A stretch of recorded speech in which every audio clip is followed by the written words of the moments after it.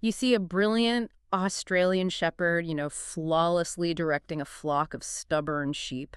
Or you watch one catch a frisbee midair with just this acrobatic precision, and it is honestly impossible not to think, I want that. Oh, absolutely. It's completely captivating. Right. You look at this highly capable, almost telepathically attentive working dog, and you just assume you can acquire that genetic masterpiece and it will just work right out of the box. Yeah, the classic turnkey dog illusion. Exactly. But getting an 8-week-old Australian Shepherd puppy is essentially like unboxing a top-tier, highly advanced piece of hardware. I mean, the operating system, that centuries-old genetic blueprint for herding, hyper-awareness, relentless problem-solving, it is absolutely pre-installed. It's there from day one. But the hardware has no data. It doesn't know your routines, it doesn't understand your environment, and if you don't program the daily inputs correctly, well, that highly advanced system is going to crash hard. It will crash. Spectacularly, yeah. The illusion of the turnkey dog is the single biggest trap for new owners. I mean, the intelligence and that deep handler focus we admire in adult working dogs, they do not just spontaneously generate. Right, they aren't born with a manual. Exactly. The genetic blueprint is coded from birth, sure, but carrying the blueprint and actually becoming the balanced adult dog, those are two entirely different biological processes. We are really looking at a process of extreme physiological and psychological shaping. And that is the mission for you, the listener. In today's deep dive, we are unpacking the exact mechanisms behind this breed's behavior. We're going to explore how that raw, inherited potential is molded by, well, thousands of tiny environmental moments. From the neurological development of the brain right down to the fusion of their bones. Yes. And to understand that, we actually have to rewind to a period before the puppy even steps foot in your house, because the biological foundation is being laid before you even pick out a collar. It is. The environmental shaping actually begins with the breeder, which is, it's a factor often reduced to a simple transaction rather than a foundational developmental stage. People just think of it as buying a dog. Right. But a breeder who is continuing the working tradition is actually managing epigenetics. I mean, if a mother dog is heavily stressed during gestation, her cortisol levels directly impact the puppies in utero. Wait, really? So stress before they are even born changes them? Oh, absolutely. Yeah. It alters the baseline sensitivity of their hypothalamic pituitary adrenal axis. So you can end up with a litter that is primed for anxiety before they even take their first breath. That is wild. It is. Proper breeders are selecting for stable nervous systems, and they are controlling early neurological stimulation. They expose the neonates to mild thermal and tactile stressors just to build resilience in that developing nervous system. Okay, let's unpack this a bit, because I think most people assume you just show up to the litter at 8 weeks and pick the one that speaks to you. I mean, if I'm visiting a litter, my immediate, unfiltered instinct is to pick the bold puppy. Of course. It's what everyone does. Right. Like the striking blue merle, charging the fence, untying my shoelaces, wrestling its siblings to get to me. The romantic idea is that the dog chose me. But the research we've compiled paints that as a massive liability. It's a massive liability because it's a classic cognitive bias. Yeah. We misinterpret high arousal as affection. Oh, interesting. So it's not love, it's just arousal. In a highly cognitively demanding breed like an Australian Shepherd, yes. The boldest puppy charging the fence often possesses a very low threshold for action and a super high baseline for arousal. Which is great if they're working sheep all day. Exactly. In a working environment, maybe that translates to a relentless drive, but in a suburban living room, it often translates to a dog that just cannot down-regulate. They end up reacting to every single stimulus with maximum intensity. That sounds exhausting. And I assume on the reverse side, the puppy hiding in the far corner has a sensitized fear response. Yes, exactly. You really want the puppy operating in the middle of that bell curve. Right, the one with a balanced startle response. Like, if someone drops a heavy set of keys on the floor, the ideal puppy might flinch or back away, but their nervous system recovers almost immediately, and then they step forward to investigate the keys. That quick recovery time is a crucial neurological indicator. It shows a parasympathetic nervous system that is capable of overriding the initial panic response. Like a biological braking system. That's a great way to put it. That biological braking system is what makes a dog capable of living in a chaotic human world. It dictates their ability to pause, assess, and think, rather than just blindly reacting. Which actually brings up the male versus female debate, because people attach All sorts of temperamental expectations to sex. You constantly hear that, females are sharper and more independent, while males are goofier and more loyal. Yeah, the behavioral literature strips that right down. Individual temperament, that baseline nervous system we just talked about, varies far more widely within a single litter than it does across the sexes globally. So the whole goofy male thing is mostly a myth. Mostly, yeah. You might find marginal, anecdotal tendencies regarding physical presence or a slight variance in the timeline of mental maturity, but projecting a broad personality matrix onto a puppy purely based on its sex, that overrides the actual empirical reality of the animal sitting right in front of you. Okay, so you select the puppy with the balanced startle response, regardless of whether it's male or female, and you bring them home. Now, the human instinct is to celebrate.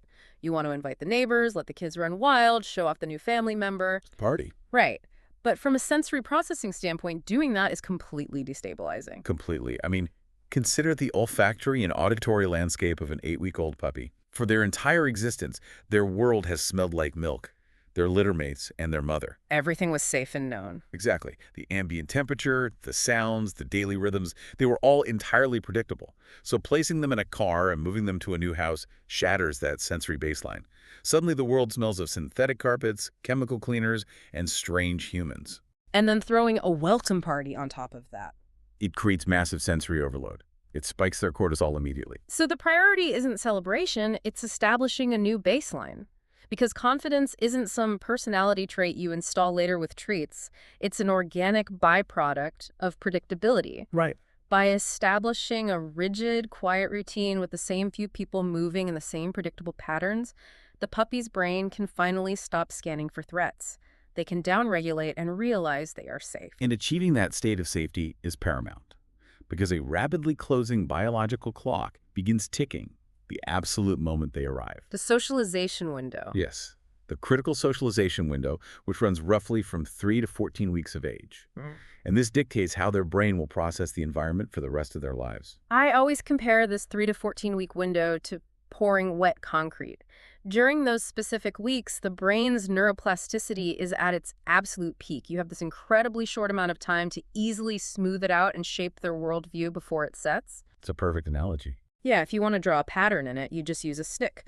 But after that 14-week mark, the concrete hardens. I mean, you can still make changes to an older dog's behavior, but you are going to need a psychological jackhammer and relentless patience to overwrite an association that was cemented during that critical window. And the evolutionary biology behind that 14-week cutoff is fascinating. Oh, how so? Well, in wild canines, a 14-week-old pup is just beginning to venture away from the den. If they haven't learned what is safe and what is threatening by that point, they literally become prey. Oh, wow. So the brain just locks it down. Yes. The brain closes the window of easy acceptance to protect the animal.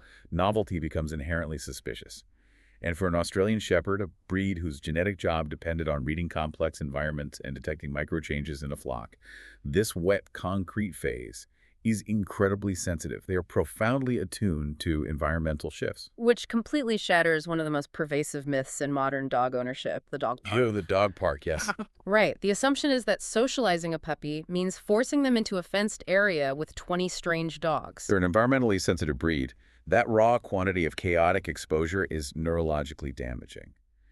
An overwhelming number of unmanaged encounters floods their processing capacity. They just can't handle the data. No, they can't. Yeah. It teaches them that the presence of other dogs means unpredictable chaos and physical boundary violations. You are literally hardwiring tension and hypervigilance into that wet concrete. So the goal isn't interaction at all. The goal is neutral observation. Right. Proper exposure means, sitting on a park bench at a distance and letting the puppy observe different surfaces, bizarre sounds, diverse people, and strange dogs without ever being forced to engage. Exactly. The puppy sees the stimulus, processes it, and learns that it requires zero action. They just move on. Neutrality is the ultimate goal of socialization. But achieving that neutrality becomes incredibly complicated when the puppy's internal genetic programming fully boots up. Ah, right. The working instincts. Yeah. As they grow confident in their environment, their inherited behavioral sequences begin firing. And if you do not provide an outlet for a working dog's mind, well, they will invent a job. And their absolute favorite invented job seems to be terrorizing the family's ankles. Yes. Heel nipping? It's the #1 complaint for new owners of this breed. Mm-hmm. People just dismiss it as a teething phase, right? Mm-hmm. They assume the dog's gums hurt and they'll naturally outgrow it once the adult teeth come in. It has absolutely nothing to do with teething. Not at all. Not even a little. What you are witnessing is a truncated predatory motor pattern. Okay, a predatory motor pattern. Walk us through that. Sure, the full sequence in wild canids is orient, eye, stalk, chase, grab bite, kill bite. Herding breeds have been artificially selected over centuries to truncate that sequence. They orient, eye, stalk, chase, and utilize a highly inhibited grab bite to control the movement of livestock. So they took out the final lethal part of the sequence. Exactly. But the instinct to notice and control movement is still completely hardwired. To an 8-week-old puppy whose motor patterns are firing, a group of children running erratically through a backyard is indistinguishable from a flock of chaotic sheep. The movement simply triggers the sequence. So you can't just wait for an inherited motor pattern to fade away. It's not a phase. Right, it's not going anywhere. You have to actively teach bite inhibition and redirect the instinct. Like if the puppy nips a heel, the response has to be immediate and clinical. A sharp sound to interrupt the sequence, followed by a total cessation of movement and play. The fun just completely stops. Because movement is the reward. If you pull your foot away quickly or run, you are validating the chase instinct. By freezing, you remove the environmental trigger. Right, you take the fun out of it. But interruption isn't enough on its own. You must provide a legitimate outlet for that drive. A structured game of tug allows them to execute the stalk, chase, and grab bite sequence, but in a controlled, handler-approved manner. Okay, here is where I have to push back on the conventional wisdom. Because if this dog was genetically engineered to run all day on a massive ranch, working under the sun, navigating rough terrain, why is the standard advice not just to exhaust them physically? This is a very common question. Right, like if a dog is nipping heels and acting frantic, why can't I just take them on a 5-mile run and drain the battery entirely? Attempting to solve behavioral issues through pure physical exhaustion is a critical miscalculation. When you take a working breed on a forced 5-mile run, you are flooding their system with adrenaline and cortisol. So they aren't relaxing. Not at all. You are not creating a calm dog. You are cardiovascularly conditioning a super athlete. The breed's original job did not just require endless running. It required immense cognitive stamina. They had to constantly calculate angles, anticipate livestock movement, and solve spatial puzzles. So if you just run them, their physical body gets tired, but their brain is still vibrating at a high frequency. You just end up with a highly frustrated, incredibly fit dog who still lacks impulse control. Precisely. To actually fatigue an Australian Shepherd, you have to engage their olfactory bulb and their problem-solving centers. A canine's brain dedicates a massive, disproportionate percentage of its volume to processing scent. So sniffing is actually hard work for them. Huge. When a dog is actively sniffing, parsing out complex odors, it is a tremendous cognitive load. It burns glucose in the brain far faster than trotting burns glycogen in the muscles. Which is why the indoor solutions for rainy days are all based on brain games.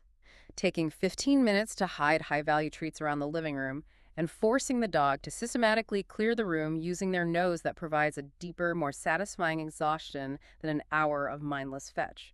You are actually satisfying the cognitive requirement of the operating system. Engaging their mind is non-negotiable.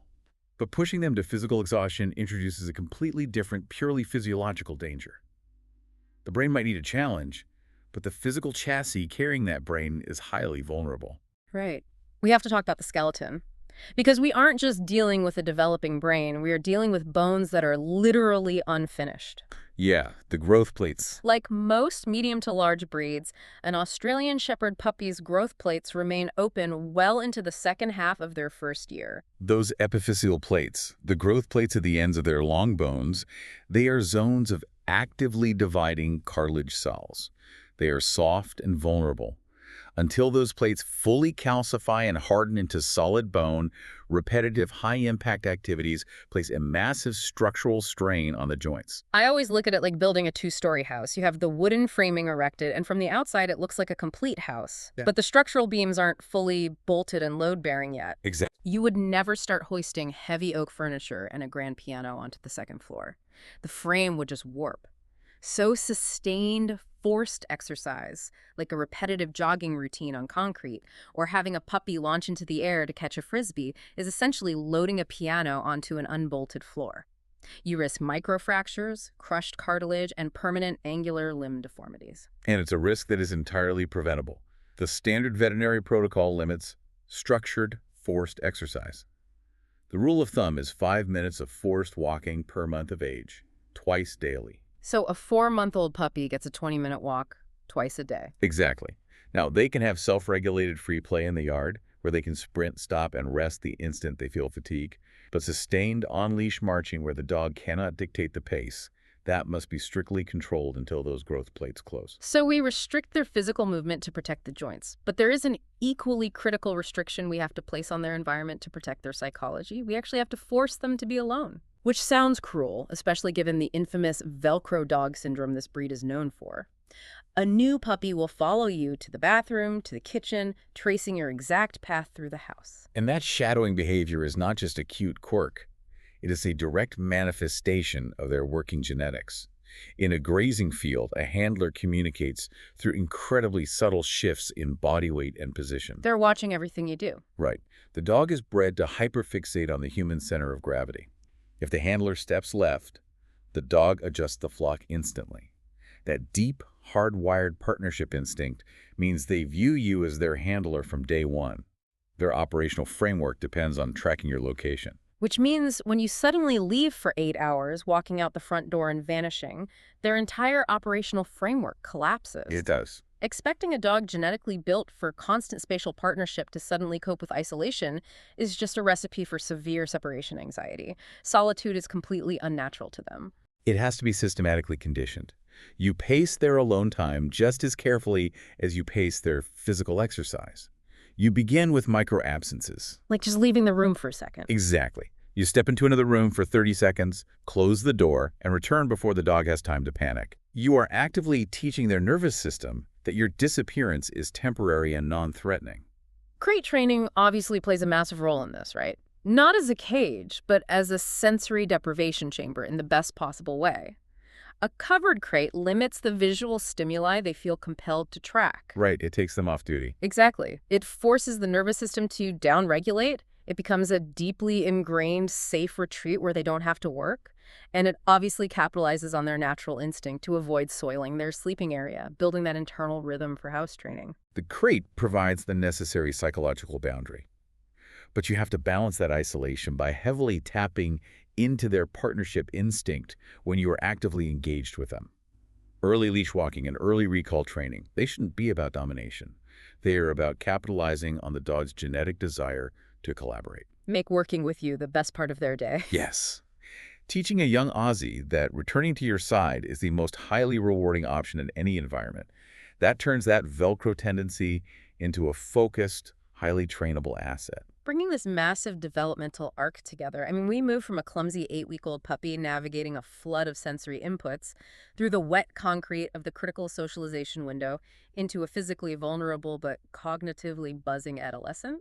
The reality is that a settled, deeply connected Australian Shepherd does not emerge in a few weeks. No, it doesn't. True neurological and behavioral maturity takes 1 to 2 full years. It requires surviving the hormonal spikes of adolescence, maintaining absolute consistency when they test boundaries, and really just trusting the process. The balanced adult dog is not a happy accident. It is the direct architectural result of the quiet routines, the paced exposure, the cognitive challenges, and the physical protections we've detailed today. You program the operating system properly and you get the working partner of a lifetime. But powering this entire developmental engine, fueling the brain's massive glucose demands, and providing the exact building blocks required to fuse those growth plates, well, that requires a highly specific nutritional strategy. Absolutely. What actually goes into the bowl dictates the physical reality of the dog. Right. And that incredibly complex world of canine nutrition, metabolism, and raw material is exactly what we will unpack in our next deep dive into the research. The biomechanical demands of this breed make their nutritional profile a critical science on its own. It's the literal fuel for the blueprint. But before we wrap up, I do want to leave you with something a bit more philosophical to ponder. We started by looking at a puppy as a blank piece of hardware carrying an ancient operating system. We've seen how fundamentally an animal's worldview, their baseline anxieties, their confidence, the very structure of their neural pathways, how all of that is rewritten by the predictability, the calmness, and the micro interactions of their earliest environmental It's moments. profound shaping. It really is. So if a dog's genetic destiny can be so heavily altered by the environment of its earliest days, how much of our own human personality, our own deeply held quirks, fears, and confidences are really just the lingering, hardened echoes of our earliest environments? Something to think about. Until next time.